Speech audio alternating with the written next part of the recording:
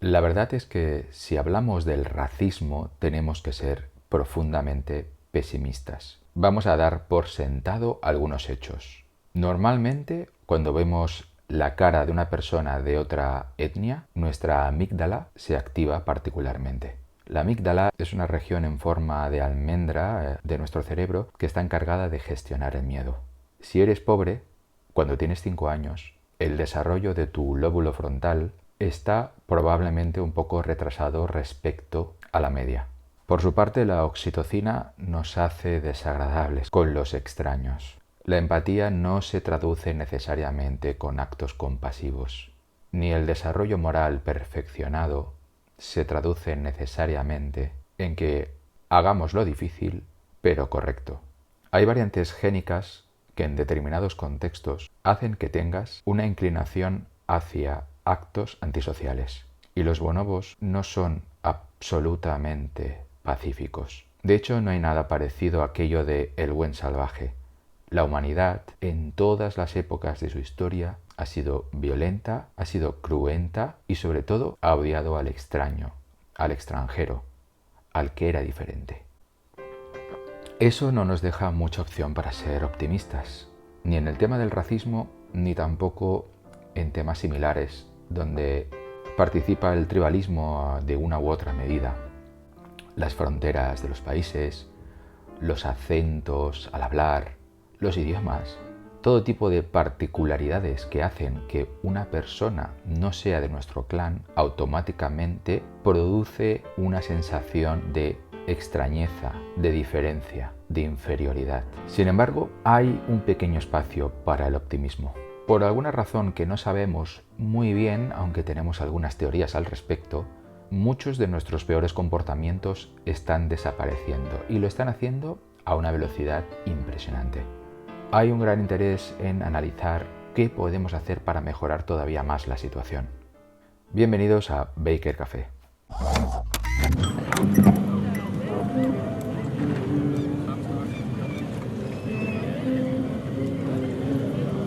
Parece más o menos aceptado que una de las razones que rebajan un poco las tensiones intergrupales, es decir, las tensiones entre nosotros y ellos, entre un grupo y otro grupo, ya sea la comunidad de vecinos de al lado, ya sea otra ciudad, ya sea otro país, ya sea otra raza, ya sea incluso los alumnos de otro colegio o los profesionales de otro ámbito laboral, toda esa tensión en general tiende a rebajarse si hay contacto. Y si ese contacto no está basado evidentemente en la confrontación y en la tensión, sino en la colaboración, donde todos los miembros de diferentes grupos tienen un peso específico importante en la toma de decisiones de esa colaboración. También es importante que entre los dos grupos que estemos analizando se eviten en lo posible algunas características, como por ejemplo que ambos grupos no estén tratados de manera sistemática de forma desigual, que el grupo más pequeño no esté especialmente rodeado del grupo más grande, que ambos grupos intenten no competir demasiado entre sí mostrando símbolos descriptivos del propio grupo, ya sean banderas, símbolos religiosos, tatuajes, maneras de hablar, registros jergales, que haya el menor contenido de propaganda política, que haya poco activismo, que haya poca emocionalidad y, si puede ser, que exista una supervisión institucional. Pero sobre todo, como hemos dicho antes, lo que mejor funciona, lo que más hace que la frontera entre nosotros y ellos se difumine un poco al menos, es que haya un objetivo compartido. Esto lo hizo muy bien el Dr. Manhattan en Watchmen, cuando se inventó la amenaza de un pulpo gigante venido de otra dimensión. De repente la humanidad tenían algo por lo que luchar juntas y eso estrechó los lazos. De esa manera la dicotomía nosotros-ellos acaba derivando en nosotros combinados. Estos son los resultados de un metaanálisis, es decir, un estudio de estudios que comprendía más de 5.000 estudios donde se analizaron 250.000 de personas de 38 países distintos. Y estas características sirvieron para amortiguar la dicotomía ellos-nosotros en muchas dimensiones, desde las dimensiones raciales hasta las religiosas, las sexuales. Por ejemplo, un estudio de 1957 que estudiaba la evolución de la segregación racial en la marina mercante sugería que cuantos más viajes juntos hacían blancos con afroamericanos, más positivas eran finalmente sus actitudes raciales, tanto los unos con los otros como los otros con los unos. Otro metaanálisis más reciente del año 2013 abundaba en estos efectos, sugiriendo que cuando se reunían estas características anteriormente citadas, ello implicaba por regla general tener un mayor conocimiento de los demás grupos y una mayor empatía hacia ellos. También sugería que el lugar de trabajo es un sitio particularmente eficaz para producir esta especie de acercamiento y que si se produce este acercamiento en el lugar de trabajo, luego esto se podía extrapolar en otros ámbitos.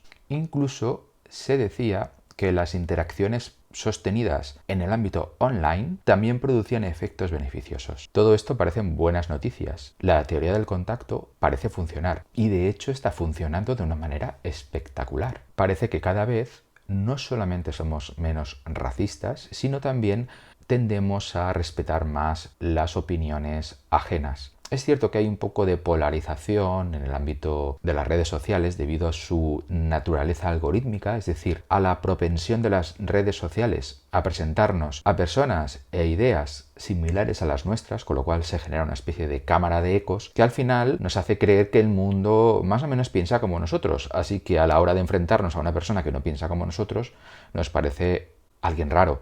Y eso fomenta también el hecho de que nazcan demagogos, cada vez mucho más vocingleros, que nos dicen que la otra persona es una rata, es un ser inmundo, en fin. Siempre, recordad, siempre que alguien os diga que el otro grupo es particularmente inferior en algo, o es particularmente inmoral, o está especialmente equivocado, desconfiad de esa persona.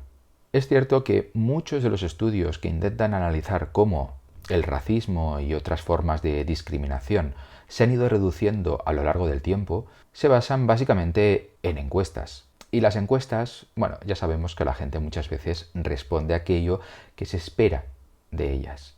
Somos particularmente eficaces a la hora de autoengañarnos. Sin embargo, si usamos los motores de búsqueda, por ejemplo el buscador de Google, los datos que aparecen son muy similares. Hemos de entender que el buscador de Google es algo así como una especie de alter ego o alguien en quien confiamos nuestros secretos más vergonzantes. Estamos sentados delante del ordenador o del smartphone y escribimos todo tipo de cosas que nunca nos atreveríamos a preguntar a las demás personas. O buscamos información que normalmente intentaríamos evitar sacar a colación en un ambiente social, por el que dirán. Bien, pues diversos estudios que analizan los macrodatos que se extraen de las búsquedas masivas a través de motores de búsqueda como Google, nos dicen que las personas sí que parece que están tendiendo a ser menos racistas que antes. Por ejemplo, en la búsqueda de la palabra nigger, o en la búsqueda de chistes racistas, o en la búsqueda de Stormfront, un foro de internet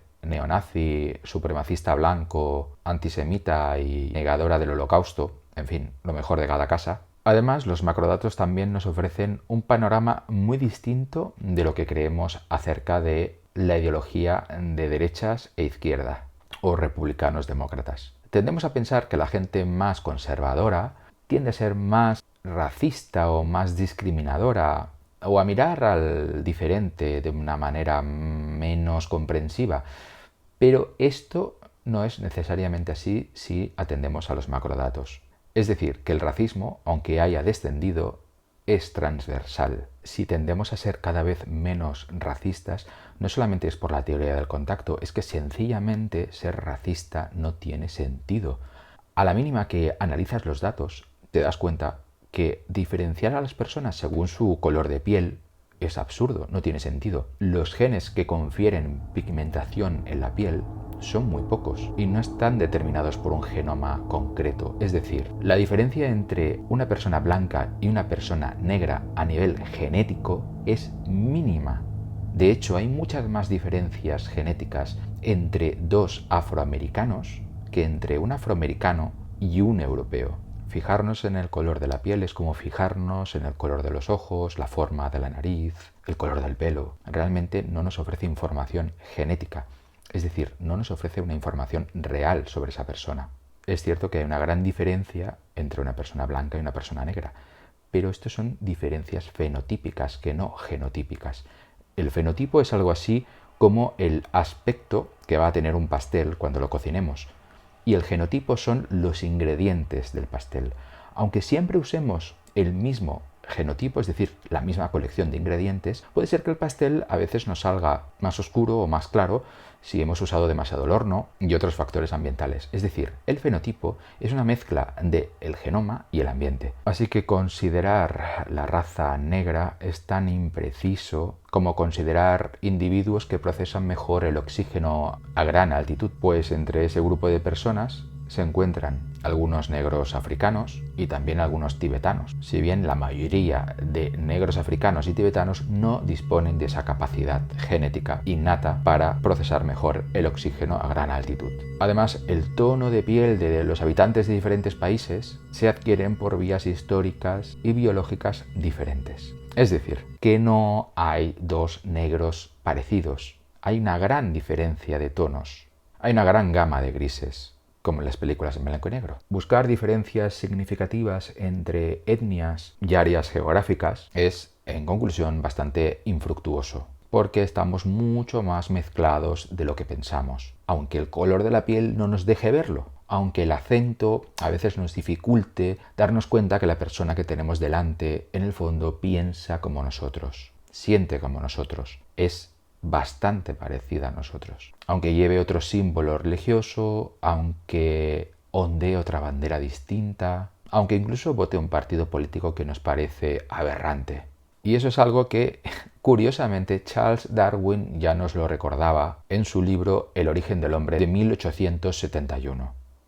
Dudo que se pueda citar un solo carácter que sea distintivo de una raza y que sea constante. Los seres humanos, pues, somos como las cartas de una gran baraja donde un croupier está continuamente mezclando y mezclando y mezclando. Y las semejanzas o diferencias que establecemos entre nosotros en función de la apariencia o algunos rasgos muy concretos son esencialmente espurias. De hecho, si nos vamos atrás, todos nosotros procedemos de aproximadamente un grupo de 14.000 subafricanos. Sí, todos hemos tenido la piel negra. Que el racismo cada vez sea un problema menor, aunque los medios de comunicación y algunas organizaciones se empeñan en decirnos lo contrario, no es óbice ni cortapisa para advertir que el ser humano siempre va a discriminar, porque no es lo mismo discriminar que ser racista, que ser sexista o que ser supremacista.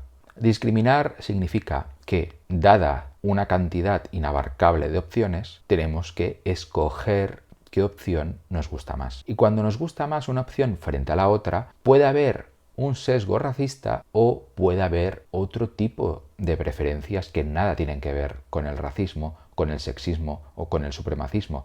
Es como decir que si te gusta la pizza con piña, pues eres racista respecto a las personas que no les gusta la pizza con piña, o consideras que la gente que no le gusta la pizza con piña es inferior a ti. No, simplemente estás escogiendo entre dos tipos de pizza aquella que te gusta más, sin contar que la pizza con piña es aberrante, pero bueno, ese es otro tema. Al final, la discriminación o el hecho de que las personas tengan preferencias por determinados cuerpos, determinadas caras, determinados acentos, determinadas banderas, pues es una cosa que va a seguir ocurriendo y no debe preocuparnos especialmente si la sangre no llega al río, o al menos no llega demasiada sangre al río.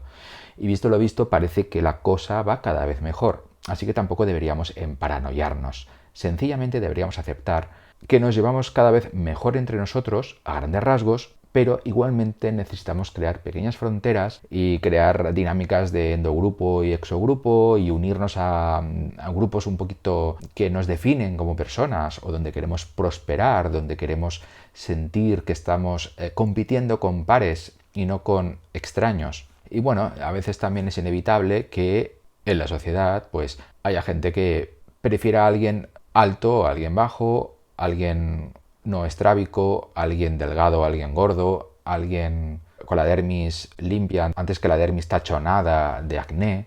Nos gusta la simetría facial, nos gusta una voz bien modulada y no una voz ¡hola! Y no una voz horrísona e insoportable.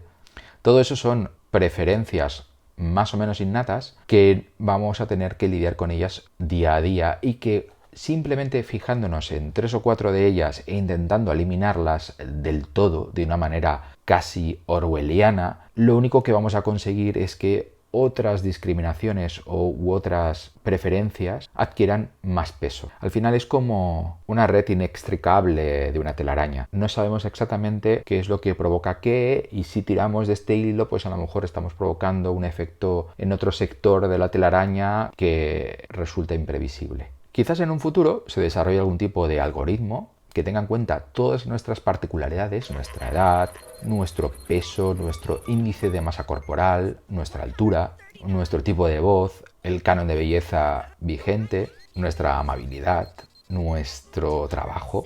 Y en función de todos esos factores, el algoritmo nos asigne un número y cuando tengamos que interactuar con otra persona, automáticamente sabremos si esa persona tiene un número superior a nosotros o inferior. Y entonces podemos proceder como una víctima o como un verdugo.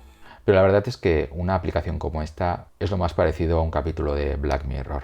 La perfecta reflexibilidad, simetría y transitividad es una entelequia. Hemos de asumirlo, pero también hemos de asumir la parte buena de la situación, y es que cada vez somos más una aldea global y cada vez importan menos los colores de la piel y otros rasgos superficiales que nada aportan a la interacción en sí, y los estamos aparcando de nuestras vidas o relegándolos a la categoría de anécdota. Y así poco a poco seguiremos siendo desiguales, pero lo seremos en factores que nacen de nuestro esfuerzo personal, volitivo y subjetivo, y no tanto de influencias externas, méritos o deméritos socioeconómicos.